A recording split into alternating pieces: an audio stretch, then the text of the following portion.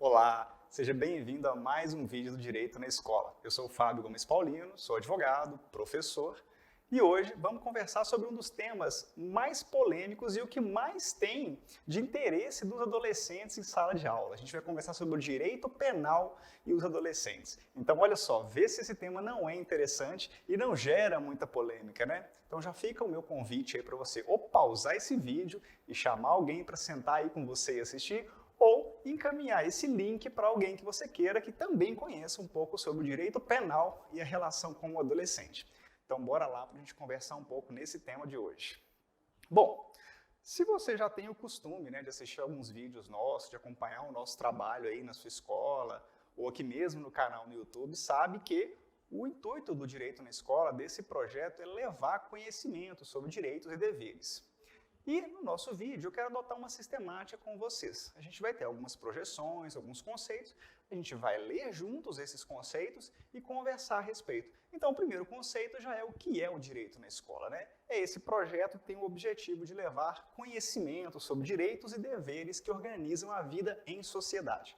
Afinal de contas, todos nós estamos inseridos em sociedade. E a gente tem uma relação, uma inter-relação de dependência, com outras pessoas. Então, por isso que o direito está aí para regular essa interação. E é muito importante que você conheça cada vez mais sobre os seus direitos e os seus deveres. Bom, um conceito, então, sobre direito. Vamos para a tela para a gente ler o nosso conceito de direito, É o conjunto das normas gerais e positivas que regulam a vida social. E aí a gente tem que pensar exatamente nisso, A gente está inserido em sociedade e a gente tem vários direitos regulando a vida em sociedade. Você já deve ter tido a oportunidade de assistir vídeos comigo aqui falando sobre introdução ao direito, direito civil, direito das famílias, direito constitucional, trabalhista, consumidor. E é nessa esfera que o direito vai regulando a vida em sociedade e essa nossa interação. E o tema de hoje é sobre o direito penal, que está muito relacionado o quê? Com os atos que afetam a vida no sentido de, muitas vezes, tirar a vida. E aí a gente tem o que a gente chama de crime, de tipificação dessas condutas que são entendidas pela lei como crime. Mas, como o direito regula a vida em sociedade e nós estamos inseridos em sociedade, você também está inserido em sociedade. A partir da hora que você nasce até a hora que você morre, você tem interação com os seus pares, com aquelas pessoas que estão próximas de você. E, obviamente, o direito permeia essas relações. Então, vamos avançar, então, para o direito penal e o adolescente, que é o tema da nossa aula. Bom, aplica-se o direito penal ao adolescente? Você já teve esse questionamento? Já ouviu falar disso? Como é que fica a relação do direito penal com o adolescente? Será que, de fato, aquela frase "não dá nada para mim", ela existe? Ela é de verdade? Ela acontece?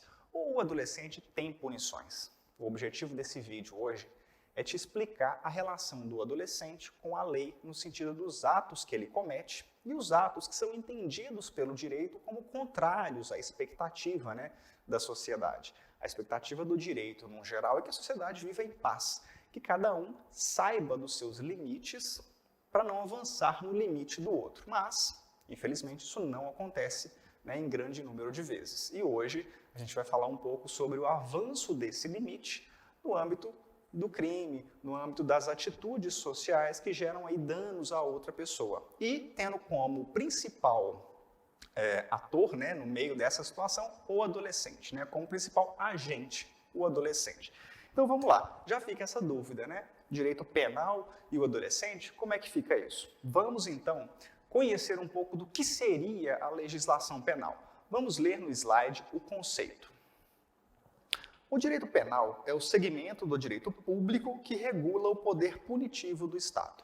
Volta aqui para mim.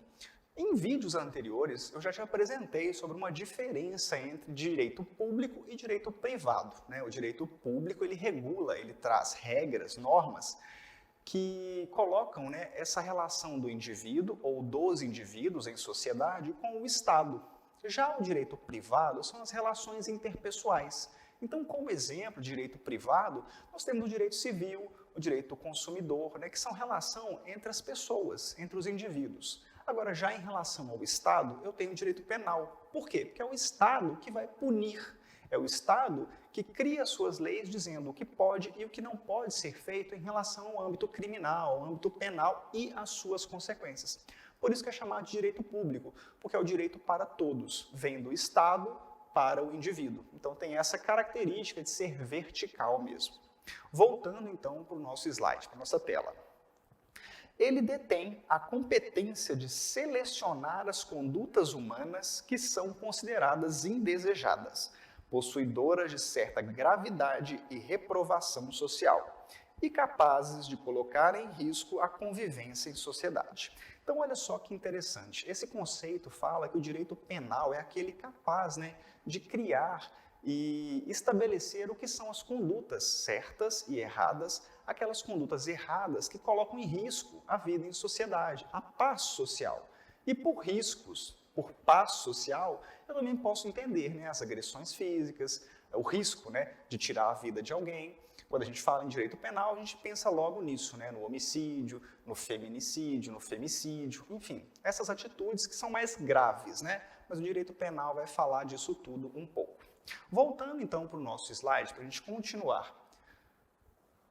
A importância do direito penal em sociedade. Qual que é a importância que o direito penal tem em sociedade? Vamos olhar um pouco essa figura do fazer justiça com as próprias mãos. E aí eu tenho mãos ensanguentadas, eu tenho a balança, que é o símbolo do direito, que nos faz pensar que o direito busca e alcança a justiça. E aí nós vamos pensar o seguinte: o direito penal, nós já aprendemos na tela anterior, no conceito anterior, que ele é direito público.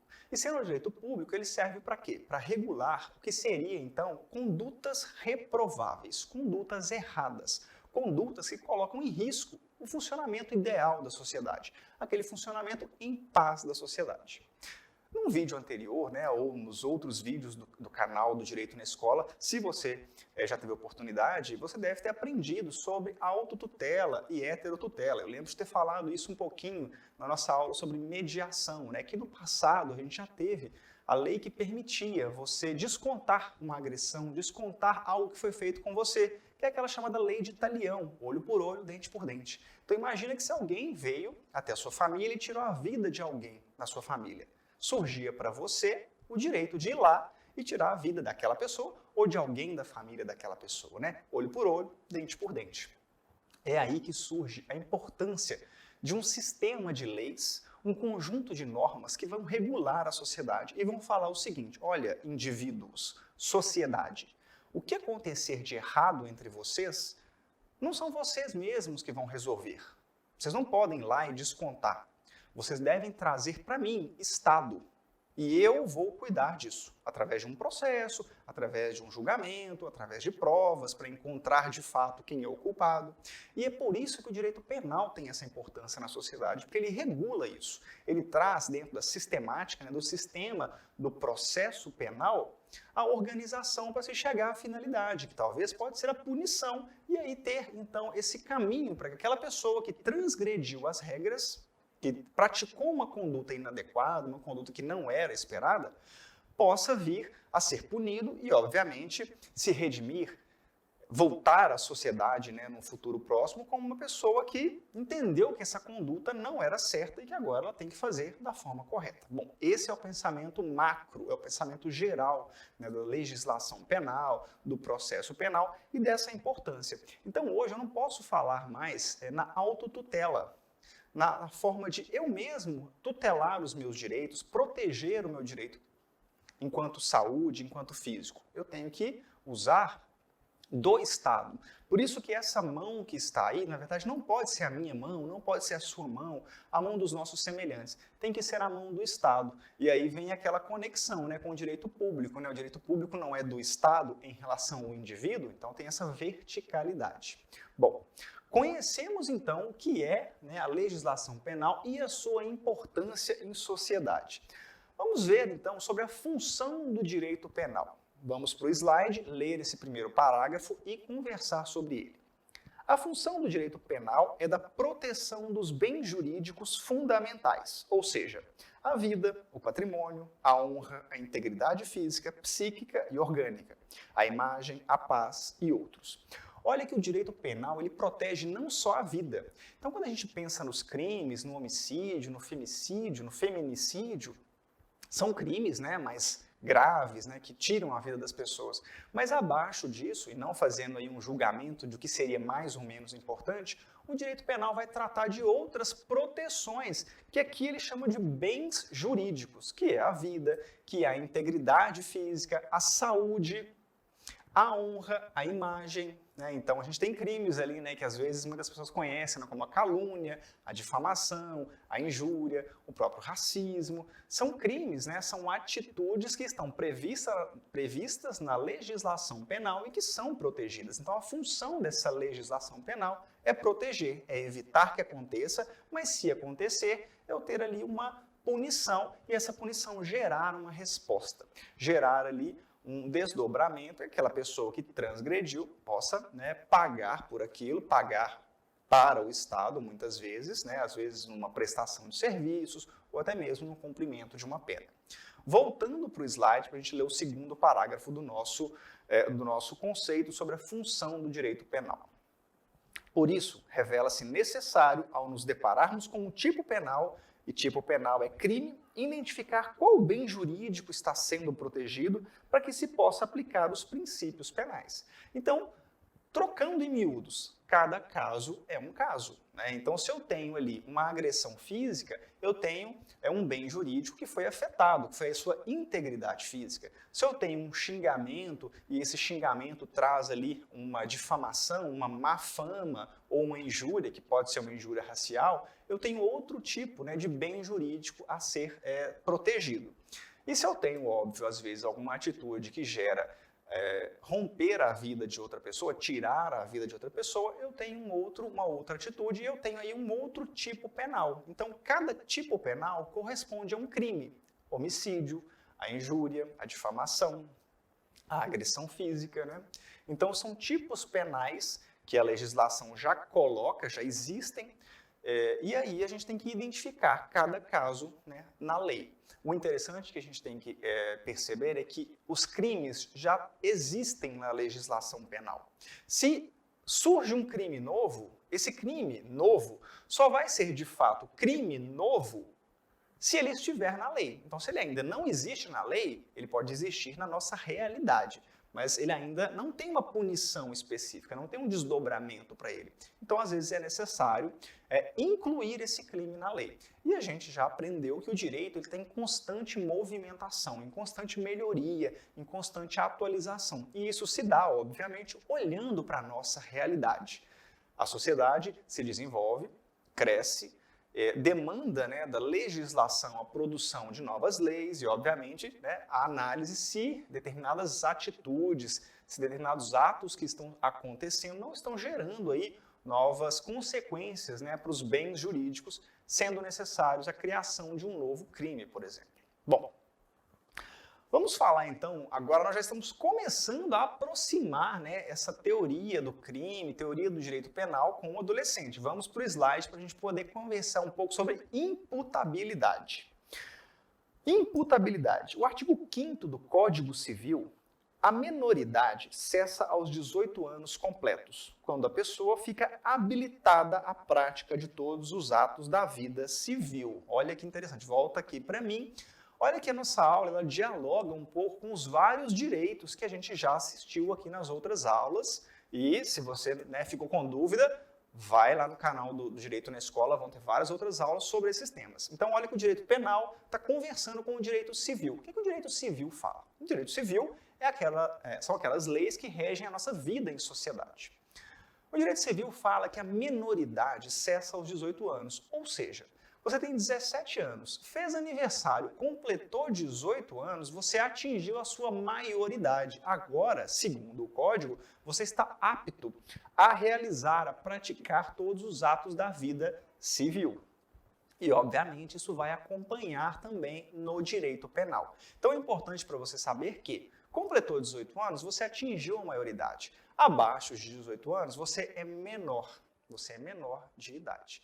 Já fica uma dica aqui, se você ou alguém ainda fala de menor, tá errado. Não é de menor, é menor. Se você tem 17, 15, 14, 12, enfim, você é menor. Você é menor de idade. Você está na menoridade civil. Agora, se você atingiu aí os seus 18, 19, você já é maior. Você está na maioridade. Então, não existe falar de menor. Bom, quando a gente tem, então, 18 anos, a gente já passa a ser imputável. E o que é ser imputável?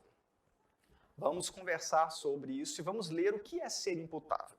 O artigo 228 da Constituição Federal fala que são penalmente inimputáveis os menores de 18 anos, sujeitas às normas da legislação especial. Mas, o que é imputável ou inimputável? Imputável é aquela pessoa que já responde pelos atos da vida civil. Em regra geral, quem tem 18 anos já é imputável. Mas e quem está abaixo dos 18 anos? Olha que a Constituição fala que abaixo dos 18 anos são os penalmente inimputáveis. E o que seria uma pessoa inimputável? O direito penal explica pra gente. Vamos no slide ler o que o direito penal fala que é ser inimputável. A imputabilidade significa a possibilidade de atribuir autoria ou responsabilidade por um ato criminoso. Ou seja, uma pessoa imputável é uma pessoa que já pode responder pelos seus atos e ser condenada a alguma pena por causa deles. Então significa que, com 18 anos, você já é imputável civilmente e também penalmente. Significa que os seus atos podem ser crimes. E os seus atos podem ser punidos conforme o Código Penal. Mas a Constituição fala que os que estão abaixo de 18 anos são os inimputáveis. E aí fica essa pergunta, né? A inimputabilidade penal, né, que é quem está abaixo dos 18 anos, gera o quê? Se acima dos 18 eu já posso responder pelos meus atos e ser punido se os meus atos forem enquadrados como crime, mas e se os meus atos, que em tese seriam um crime, são feitos enquanto eu tenho 16, 17, 15 anos? Como é que fica isso, Fábio? Vamos então continuar aqui no estudo. A imputabilidade penal. O artigo 27 do Código Penal vai responder para a gente. Os menores de 18 anos são penalmente inimputáveis, ficando sujeitos às normas estabelecidas na legislação especial. E aí vem o que é ser inimputável. A inimputabilidade está relacionada com a impossibilidade de se atribuir uma pena a quem for considerado inimputável. Então, 18 anos, eu posso penalizar aquela pessoa pelo ato que ela cometeu, se esse ato, né, for considerado um crime. E abaixo de 18 anos, eu não vou punir, né, com um crime. Então, é o que o Código Penal fala, olha só, está relacionada à impossibilidade de se atribuir uma pena a quem for considerado inimputável. E aí, como é que fica, então? Como é que eu respondo essa proposição que está no slide aqui? Não dá nada para mim, então? Se com 17 anos eu pratico um ato e esse ato rompe a vida de alguém, ou seja, essa pessoa morreu com o meu ato. Eu tenho 17 anos. Com 17 anos, pelo Código Penal e pela Constituição Federal, eu sou inimputável. Então, não pode ser colocado à minha pessoa uma pena e atribuído ao que eu fiz como um crime. Diferente de que se eu tenho já 25 anos e cometo um ato e esse ato rompe a vida dessa pessoa, ou seja, ela morre, uma pessoa com 25 anos é imputável. Então, a ela, esse ato é crime e vai ser punido com base na legislação penal. Eu tenho ali um homicídio, por exemplo, em tese, em regra. Mas e aí fica essa questão. Então, se eu tenho 17 anos e sou inimputável, não pode ser atribuído crime, não pode ser atribuído pena? Será que então é isso? Não vai dar nada para mim, enquanto adolescente, enquanto você que tem 16, 17, quase 18, 15, enfim. Como é que fica isso? Bom, se você percebeu, a lei fala o seguinte: ficando sujeitos às normas estabelecidas na legislação especial. E qual legislação especial é essa? Se chama ECA, Estatuto da Criança e do Adolescente. Então significa que eu tenho duas leis no Brasil que vão tratar desses atos, né, que chegam a causar consequências no outro, no semelhante. Se esse ato é causado por uma pessoa maior, acima de 18 anos, que já é imputável, eu tenho um crime. E se essa pessoa tem menos de 18 anos? Aí a gente não vai no Código Penal, a gente vai numa legislação diferente, uma legislação específica que só se aplica à criança e ao adolescente, que é o Estatuto da Criança e do Adolescente. E hoje a gente vai conversar o que seria, então, o Estatuto da Criança e do Adolescente. Bom, o Estatuto da Criança e do Adolescente foi uma lei criada em 1990. Então, olha essas proposições que estão no slide, vamos conhecer um pouquinho desses resumos aqui da legislação do Estatuto da Criança e do Adolescente. A lei, né, o ECA, ele foi pensado no seguinte: o adolescente, a criança, né, eles estão em formação, eles estão ainda em desenvolvimento. Então eles deveriam ter uma legislação específica, uma legislação que dosasse um pouco o cuidado, as responsabilidades e, obviamente, as punições. Não da mesma forma que o Código Penal, porque o Código Penal é para o maior, é para aquele que já é imputável. E aí, isso não seria adequado trazer aquela mesma punição de quem já é um adulto, quem já está formado, quem já tem plena convicção e entendimento dos seus atos e aplicar isso a um adolescente ou a uma criança. Então foi criado o Estatuto da Criança e do Adolescente, né, no início aí dos anos 90, mais precisamente em 1990. Bom, o ECA, que é assim chamado, né, que na verdade é a Lei 8.069, de 13 de julho de 1990, né, ele popularmente é chamado de ECA, né, ele traz várias explicações, né, para a gente entender quem são essas pessoas a que ele se destina, né, quem são essas crianças e quem são os adolescentes. Você que está assistindo esse vídeo é uma criança ou é um adolescente? Como que você se identifica? Você sabe até quando vai, né, a sua fase de criança, até quando começa a sua fase de adolescente? Você já aprendeu nesse vídeo que a sua fase de adolescente termina com seus 18 anos. Completou 18, encerra a sua fase de adolescente e você já é agora um adulto. Você já é uma pessoa com capacidade civil, você já é um imputável, tanto no ponto de vista civil quanto no penal. Mas o ECA também traz uma subdivisão ali dentro. O que o ECA traz? Ele traz que criança são aqueles indivíduos, aqueles seres com até 12 anos incompletos. Então, 11 anos, está fazendo aniversário, completou 12, né, ali começa, né, essa fase da criança. E o adolescente vai de 12 até os 18, ou seja, de 12 até 17, quase ali, completou 18, virou a chavinha, agora já é um adulto, já é maior, já é capaz. Então o ECA traz essa divisão, por quê? Já que ele tem que proteger a criança e o adolescente, ele precisa identificar quem é quem nessa faixa. E óbvio que os atos, né, que vão ser considerados para se aplicar o ECA ou o Código Penal vão considerar a data daquele indivíduo o fato, né, no ato. Ou seja, vamos pensar que é o seguinte, vamos considerar essa atitude que eu falei, né, que é atingir alguém e isso gerou ali um rompimento da vida, essa pessoa morreu. Isso foi praticado por um adolescente com 17 anos e estava ali, né, 2 dias antes de completar 18 anos. Então, se ele estava 2 dias antes de completar 18 anos, ele ainda era um adolescente. E aquela agressão, né, foram algumas facadas, por exemplo, naquela pessoa.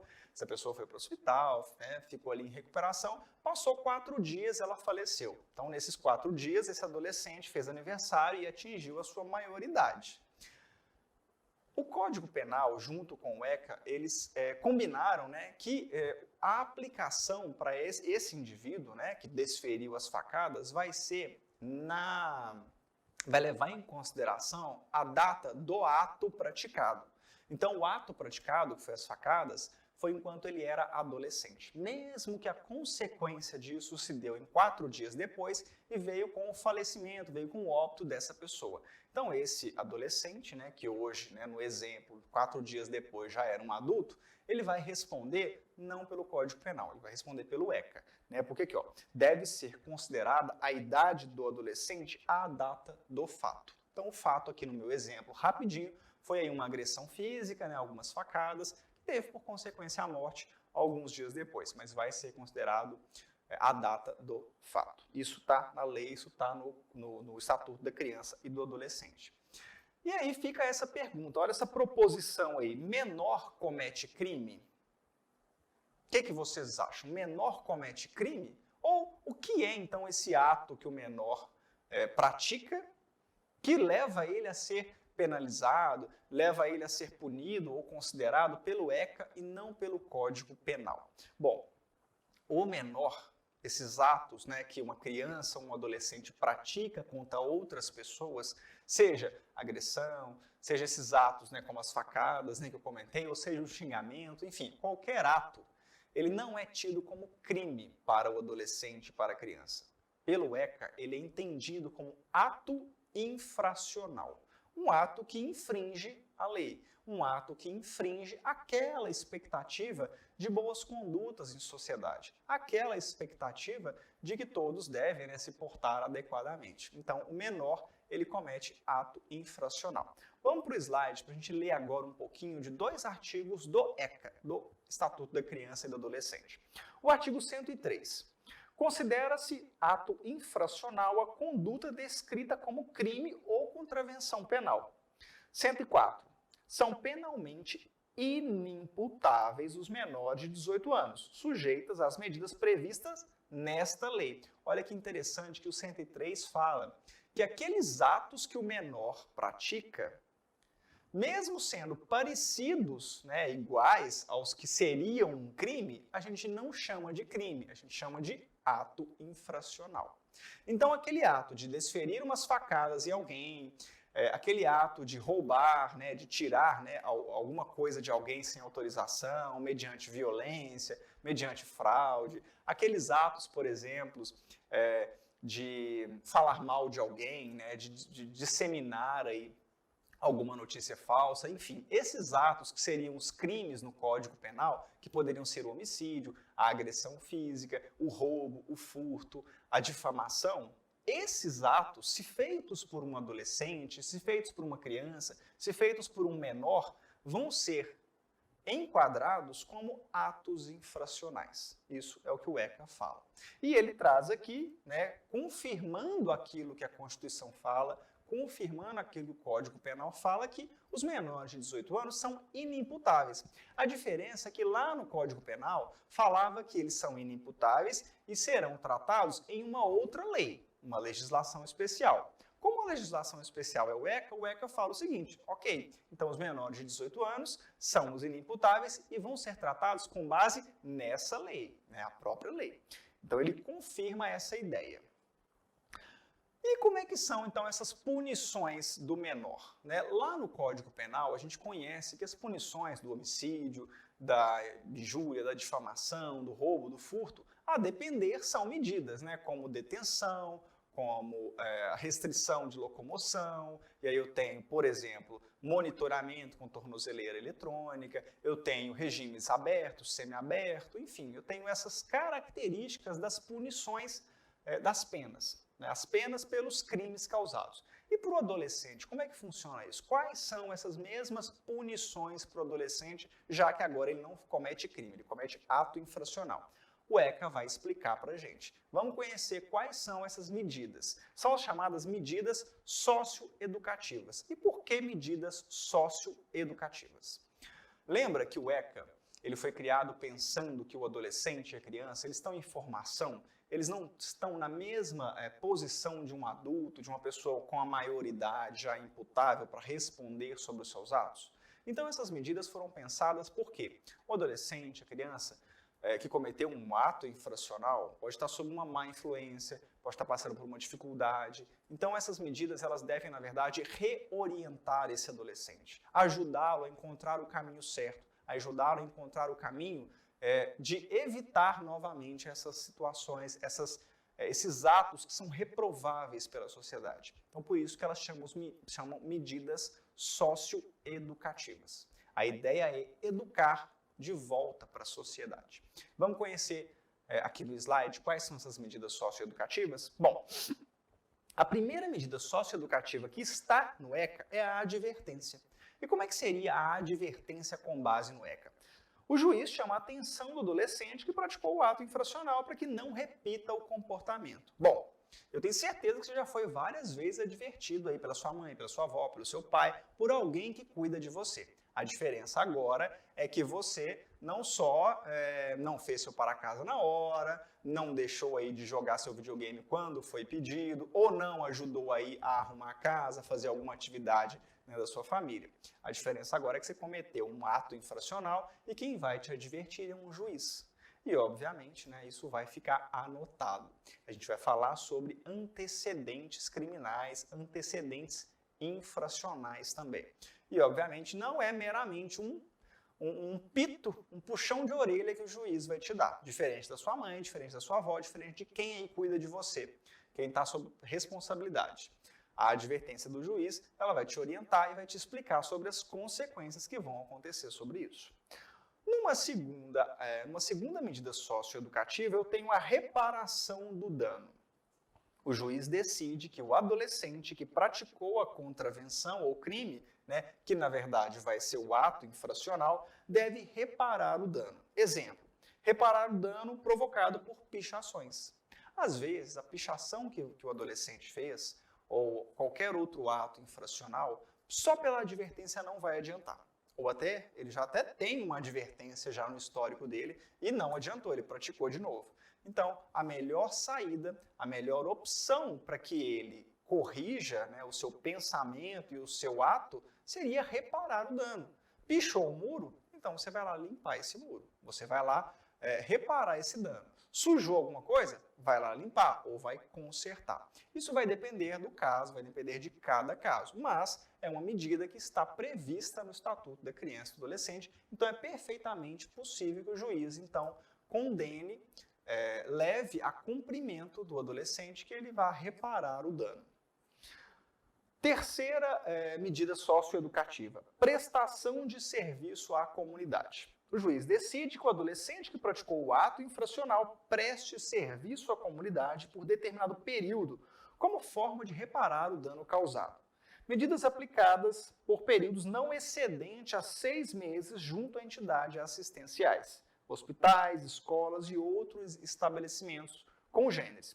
Significa que a advertência não vai funcionar, ou não é a melhor saída, ou já até teve e não resolveu. Reparação do dano. Não vai adiantar, porque não tem como reparar aquele dano, ou não vai funcionar, porque já teve reparação de dano e o menino, né, o adolescente, não melhorou. Então eu posso pensar o seguinte, prestação de serviço à comunidade, e a lei já fala que não pode ser mais de 6 meses. Então, o juiz pode colocar, então, esse adolescente para, durante 3 meses, prestar um serviço a um hospital, a uma escola, a uma entidade assistencial.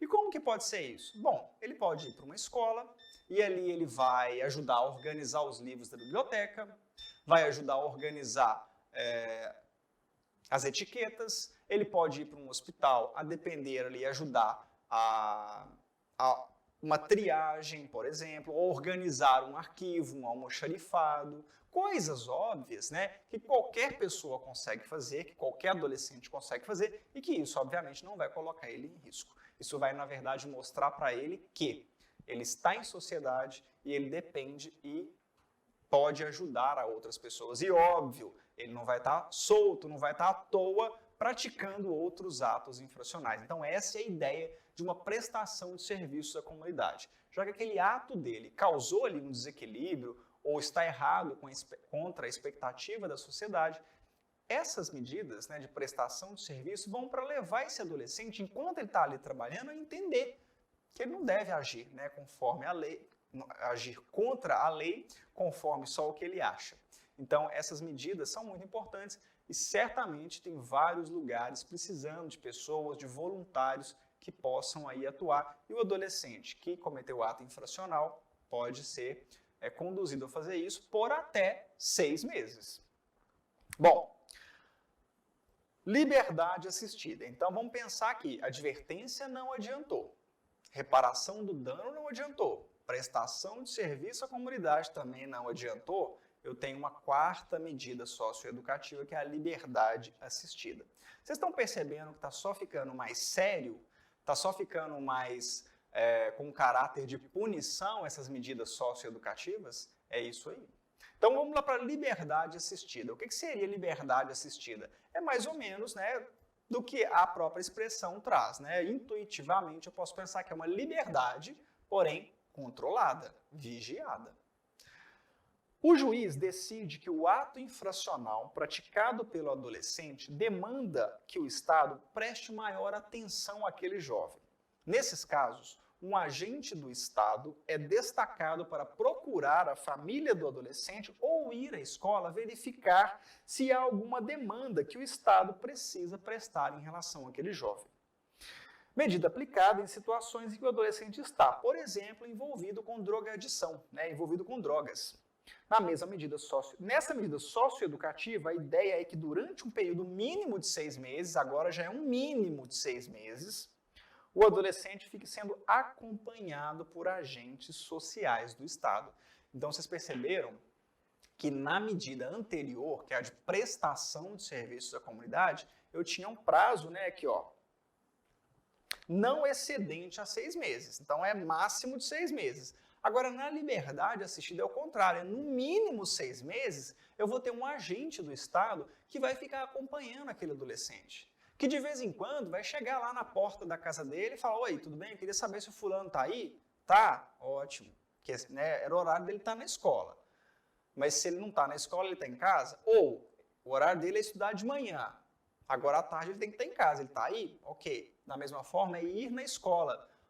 Falar com a diretora, com os professores. O fulano está vindo à escola, está com frequência boa, como é que está? Então esse agente vai acompanhar essa rotina do adolescente para saber se de fato ele está na escola, se ele está em casa, onde ele está e se onde ele está não é uma situação que vai colocar ele de novo a cometer um ato infracional. E aqui a gente tem um exemplo de adolescentes inseridos com drogadição, com o uso e o tráfico de drogas. E obviamente a ideia desse agente é evitar que esse adolescente esteja envolvido com essas pessoas, envolvido com esses atos, que inclusive vai ser um dos atos, que é crime, mas que para o adolescente vai ser o ato infracional, que é o caso do tráfico de drogas. E até mesmo do próprio consumo, que também não é uma coisa adequada. Bom, vamos subir um pouquinho a régua então da punição pelo Estatuto da Criança e do Adolescente, e aí a gente chega na semi-liberdade. Então a liberdade assistida agora se perdeu um pouquinho, eu fui para a semi-liberdade. Como que é a semi-liberdade? Vamos ler juntos. Regime pode ser determinado desde o início ou como forma de transição para o meio aberto. Possibilita a realização de atividades externas. Nessa medida, a proposta é que o adolescente que cometeu um ato infracional passe a semana em instituição com a restrição de liberdade, com saída para atividades de estudo ou trabalho, sendo liberado nos fins de semana para o convívio com a família. Então, olha que interessante, a semi-liberdade do ECA, ela é meio parecida com aquele cumprimento de pena do regime semi-aberto. A semi-liberdade com o semi-aberto. Posso pensar que a semi-liberdade é o semi-aberto do adolescente? Também posso. Se ficar mais fácil para você entender, seria basicamente isso. Mas a ideia é que aquele ato infracional vai gerar para o adolescente ficar alocado, e aqui ele coloca em uma instituição com restrição de liberdade. E ele pode sair para ir à escola, às vezes se ele já trabalha, ele vai trabalhar, mas ele volta e vai para casa apenas nos finais de semana. Então, é uma medida socioeducativa um pouco mais severa, porque se eu tinha a liberdade assistida, agora eu já não tenho ela mais assistida. Minha liberdade agora é mais controlada, por isso que é chamada de semi-liberdade. E a gente tem aí uma outra mais séria, que talvez você já conheça alguém que já participou, que já respondeu ao seu ato infracional com a internação em estabelecimento educacional. O que é a internação em estabelecimento educacional? Bom, a palavra internação vai remeter para o hospital, para o ambulatório, mas não é isso. Essa internação, para não chamar de prisão, para não chamar de detenção ou reclusão, como o Código Penal fala, e para não gerar essa confusão, o ECA adotou essa expressão, internação. E, de fato, o juiz interna aquele adolescente. O conceito é uma medida que priva a liberdade, porque aí não tem essa saída para estudar, para trabalhar. Eu vou privar a liberdade desse adolescente, com prazo determinado e que não exceda 3 anos. Então, a internação ela pode acontecer com o máximo de 3 anos. Pode ser 1 ano, 2, 2,5, 1 ano e meio, 3, mas não pode passar de 3, não pode ser 3,5. Devendo sua manutenção ser realizada no máximo a cada 6 meses. Então, a cada 6 meses vai ter uma reavaliação. Somente pode ser aplicada quando tratar-se de um ato infracional cometido mediante grave ameaça ou violência à pessoa, por reiteração no cometimento de outras infrações graves, por descumprimento reiterado e injustificado da medida anteriormente imposta. Então, o que significa a internação? Bom, o que você precisa saber da internação? Que o prazo máximo é até 3 anos, que obviamente ela é a mais séria, e se é a mais séria, eu vou aplicar ela se os atos que o adolescente praticou forem mais sérios também, ou se ele está descumprindo as medidas anteriores. Né? Se ele não respeitou a advertência, não prestou serviço à comunidade, não respeitou a liberdade assistida, a semi-liberdade ele também não respeitou, então é uma série de descumprimentos das medidas anteriores. Então eu posso, como juiz, usar da internação para tentar corrigir a rota, a vida desse adolescente. E aí, naquela ideia, naquela premissa, naquele intuito de medida socioeducativa, né, educá-lo para a sociedade. Então, você acaba de aprender, de perceber, de conhecer que o ECA te mostra que dá alguma coisa sim. Não vai dar como crime, não vai dar como pena no Código Penal, mas vai dar como ato infracional e vai dar como medida socioeducativa aqui pelo Estatuto da Criança e do Adolescente. Obviamente que eu falei e vou retomar aqui que não é só uma advertência, não é só uma prestação de serviços à comunidade. Tudo que você faz, né, como ato ilícito, ato infracional, gera uma anotação ali no seu prontuário, uma anotação no seu histórico. E, obviamente, toda vez que isso precisa ser consultado, isso vai pesar a seu favor, né? Vai pesar contra você. Óbvio que se você corrigiu a rota, corrigiu sua vida, entendeu que a medida socioeducativa é para te ajudar e não mais praticou isso, sua vida segue numa boa.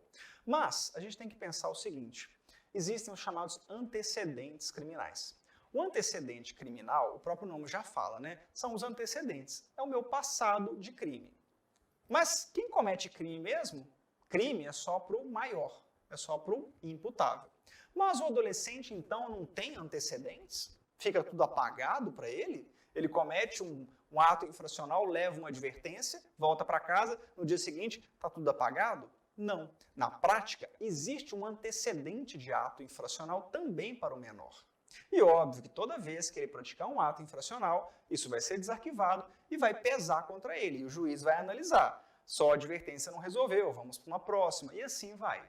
E muitas vezes, quando você acaba de se tornar, né, imputável aos 18, 19, o juiz muito provavelmente também vai analisar como foi o seu passado de adolescente. Eu não tenho os atos infracionais não geram antecedentes criminais. Quando você faz 18 anos, abre-se uma nova pastinha para você. Mas aquela pastinha dos seus atos infracionais, ela não é apagada. Ela vai estar sempre lá para consulta. Ela vai valer como uma consideração para o juiz nas penas como crime.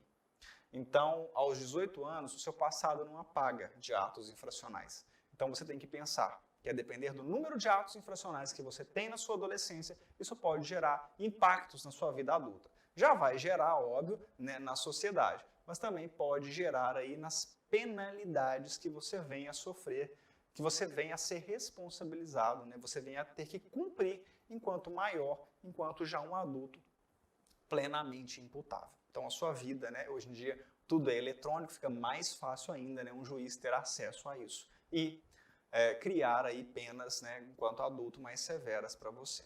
Bom, nós falamos então das medidas, né, que o adolescente pode sofrer, que são as medidas socioeducativas. E você aprendeu que o adolescente, né, ele é de 12 até 17, né, 18 anos aí. Mas existem também algumas medidas que são para as crianças. quando eu tenho crianças que às vezes cometem atos infracionais ou estão envolvidas em atos infracionais. Às vezes é uma criança ali que está com seus 11 anos, já que a criança vai até 12 anos incompleto, né? Mas eu tenho uma criança que está com 11 anos e ela está envolvida com os adolescentes maiores e aí em conjunto eles praticam um ato infracional. E aí? O adolescente de 16 anos vai ser responsabilizado pelo ECA nessas medidas socioeducativas que nós vimos. Mas e aquela criança de 11 anos que estava no meio, estava no bolo, né? O chamado Maria vai com as outras, foi junto e caiu. E aí? Para ela não vai dar nada? Gente, vai dar. Sempre vai dar. Se você fez alguma coisa errada, ou vai dar no Código Penal ou vai dar no ECA. Então vamos agora para a criança. O que vai dar para a criança? Bom, medidas possíveis aplicáveis às crianças. O encaminhamento aos pais ou responsável mediante termo de responsabilidade. Então o que o juiz vai mandar fazer? Pega essa criança, devolve para os pais e manda o pai e a mãe assinar um termo de responsabilidade que a criança agora está sob o controle dela, que se eles não cuidarem, eles vão ser responsabilizados. Então é uma coisa mais séria, mas pode vir no seguinte: orientação, apoio e acompanhamento temporários. Olha, parece um pouquinho, né, com a liberdade assistida, né? Eu vou ter um agente do Estado que vai fazer um acompanhamento daquela criança, daquela família, da mesma forma para saber se ela está estudando, se ela está em casa, se ela está sendo bem tratada, se ela não está na rua enquanto ela devia estar em casa. Matrícula e frequências obrigatórias em estabelecimento oficial de ensino fundamental. Esse menino não está estudando? Não, vamos colocar esse menino numa escola, vamos matricular essa criança numa escola. Qual que é a escola mais perto aí? Matricula essa criança obrigatoriamente. Ah, mas está no meio do ano, a mãe perdeu o prazo. Não, é obrigatório, o juiz está mandando matricular. Essa criança não tem que ficar na rua, tem que ficar na escola, independente de quanto que for. Então é uma medida também que é possível pelo Estatuto da Criança e do Adolescente. Então, se aquela criança estava envolvida com aqueles adolescentes que praticaram um ato infracional enquanto ela devia estar na escola, é uma medida que o juiz pode colocar. Manda matricular essa criança. Inclusão em serviços e programas oficiais ou comunitários de proteção, apoio e promoção da família, da criança e do adolescente. Então pode ser que, às vezes, o juiz já entendeu que aquela criança está matriculada, mas ela está envolvida ali com drogadição, por exemplo, está envolvida com atos errados, né? Fica à toa demais aí na rua. Vamos colocar essa criança, então, num programa de apoio ao familiar? Vamos procurar se existe um centro comunitário, e esse centro comunitário tem oficinas aí de leitura ou de artesanato. Vamos colocar essa criança para participar disso, estudar e aprender sobre artes e ocupar o tempo e não ficar na rua. E não aprender coisa que não deve. E aí, obviamente, às vezes, a própria mãe, o próprio pai ou o responsável também vão ser incluídos nesses programas. Às vezes eu tenho uma oficina de profissionalização nos centros comunitários. Às vezes eu tenho ali alguns agentes, né, nos bairros, o CRAS, por exemplo, que pode ajudar e tem ali uma oficina. Ou outras associações, como a Sociedade São Vicente de Paula, que muitas vezes prestam esse serviço à sociedade e ali eu tenho um curso profissionalizante, então aquela criança, aquele pai vão ser incluídos ali. Então o juiz também pode conjugar, né, essas instituições para quê? Para evitar que essa criança vire um adolescente e um adolescente que continue cometendo atos infracionais e um adulto que vai cometer um crime. Requisição de tratamento médico, psicológico ou psiquiátrico em regime ambulatorial ou até mesmo hospitalar. Às vezes a criança, ou até mesmo, né, as pessoas mais próximas, precisam de tratamento médico. Às vezes aquela criança está com muita depressão e esses atos de revolta são por conta disso. E às vezes é necessário tratar do ponto de vista médico. Inclusão em programa oficial ou comunitário de auxílio, orientação e tratamento a alcoólatras e toxicômanos. Mesma coisa, só que agora, às vezes, aquela criança já está inserida no consumo de drogas, ou às vezes os pais estão muito próximos e dependentes de drogas e álcool. Mesma coisa. Aí agora o foco é o tratamento dessas pessoas, do ponto de vista da dependência química, da dependência de drogas. Acolhimento institucional, aí infelizmente aquela criança não consegue mais viver no seio daquela família é que cria, é que oferece perigo àquela criança. Então eu preciso tirar aquela criança e levar para um acolhimento institucional, levar para um abrigo, né, que a prefeitura ou que o Estado tenha para cuidar dessas crianças. Não falo ainda em adoção, mas só no acolhimento institucional, num determinado abrigo. Inclusão em programa de acolhimento familiar, aí agora é um acolhimento da família. Eu posso ter uma instituição que vai acolher aquela família e ajudar ali doando uma cesta básica, doando roupas e utensílios, orientando sobre algumas coisas da vida em sociedade, viabilizando a aquisição, retirada, reemissão de documentos, viabilizando a busca de um trabalho, a reinserção no mercado de trabalho, várias formas de tentar ajudar aquela família. Ou a colocação em família substituta. Aquela criança não consegue mais ficar naquela família, aquela família não tem estrutura para cuidar daquela criança. E eu vou ter que pegar ela e colocar ela em uma família substituta. A família substituta pode até ser um parente, pode ser uma outra família mais próxima do núcleo familiar, né? Os primos, os tios, mas se não tiver ninguém, em uma família que queira ainda, não é adoção, mas já cuidar de uma criança. Então eu posso encontrar uma família que queira acolher uma criança que está vulnerável nessa situação. Então são medidas para as crianças. Essas são mais uma proteção maior, né? Obviamente eu posso conjugar essas com a dos adolescentes também. Não especificamente essa é da criança e do adolescente. Mas o que a gente precisa, sobretudo, observar, né? Ajuda é para quem quer ser ajudado. Então muitas vezes você pode duvidar, né, desses incisos, duvidar que a lei possa ser praticada. Mas, na verdade, às vezes a gente tem um entrave, uma dificuldade nas famílias, nas crianças e nos adolescentes de receberem esses auxílios, de aceitar esses auxílios e de obedecer à lei. Mas, como que a gente corrige isso? É com a educação, é com o esclarecimento, é com o pertencimento, é com saber que existe uma lei, essa lei é para mim, é para você, é para todos nós. E essa lei, assim como ela vai me dar direitos, ela também vai me dar deveres. Então, se eu descumprir o meu dever, eu tenho aí, então, que responder pelos meus direitos e vice-versa. Bom, a gente chegou ao fim dessa aula, eu espero que você tenha gostado, espero que você continue assistindo os nossos vídeos, esteja ativo aí no nosso canal no YouTube, ative o sininho para conhecer das nossas atualizações, deixe o seu comentário aqui nesse vídeo, sugerindo temas, trazendo aí suas perspectivas e críticas.